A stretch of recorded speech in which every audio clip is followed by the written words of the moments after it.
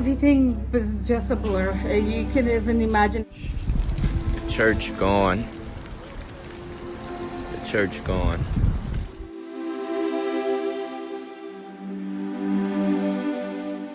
My buddy Mark called and said, "Matt, we want Forum to sponsor a helicopter.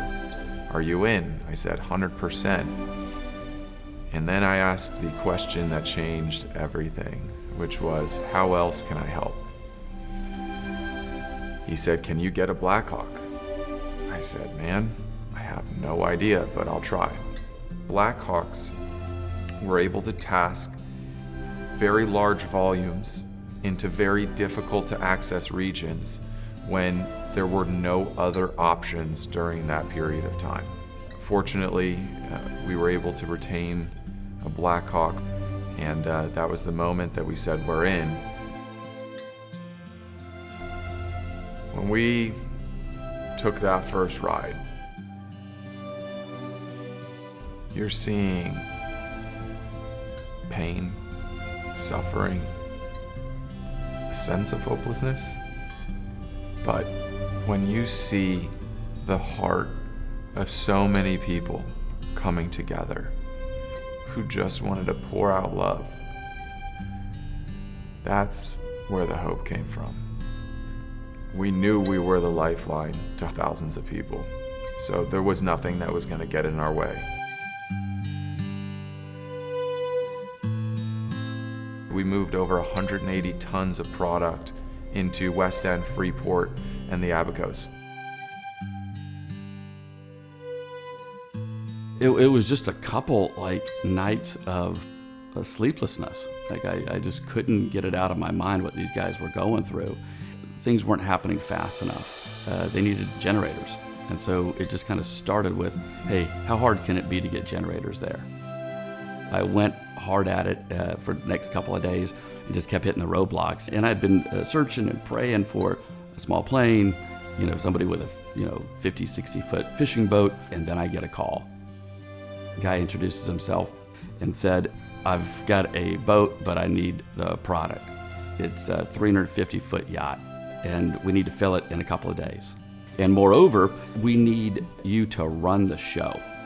Now, I've never run any type of mission or relief project before.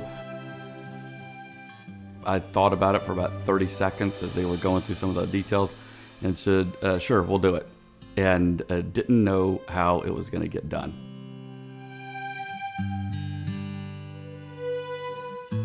The next Tuesday, 300 pallets are leaving Miami and heading directly for Sandy Point.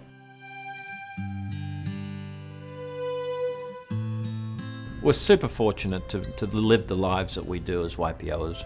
We said, all right, let's start to assemble a bit of a team and say, how can we really help these guys? And so one of that groups, it was the owners of the Bahama Paradise cruise ship. And very quickly they put their hand up and said, we want to help. And we said, what do you mean? They said, we want to donate our ship. Within 24 hours, we have 300,000 pounds of supplies loaded on this ship. So we arrive into the port, and there was lines and lines of Bahamians. We then figured out really quickly that these people hadn't had drinks and food for many days. On the first day, we gave away about 25,000 hot meals. We get back after the relief effort, and all of the warehouses are filling up. We raised a stack of money within 24 hours.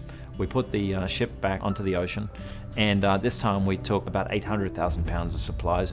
And at one point I think we had something like 20 aeroplanes going back and forwards.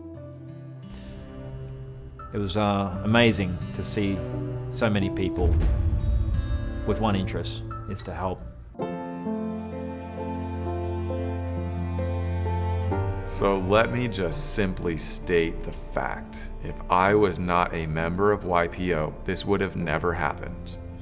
It's incredible to see this network and this organization really move the needle in a way that helped thousands of people and will continue to help thousands of people. We could deploy resources quicker than any government. We were on the ground just as the storm's leaving, providing valuable medical supplies and support, for the people of the Bahama Islands. I would have never imagined doing something like this, but I've kind of proven to myself that it's possible. So the normal and what has become a norm isn't enough anymore.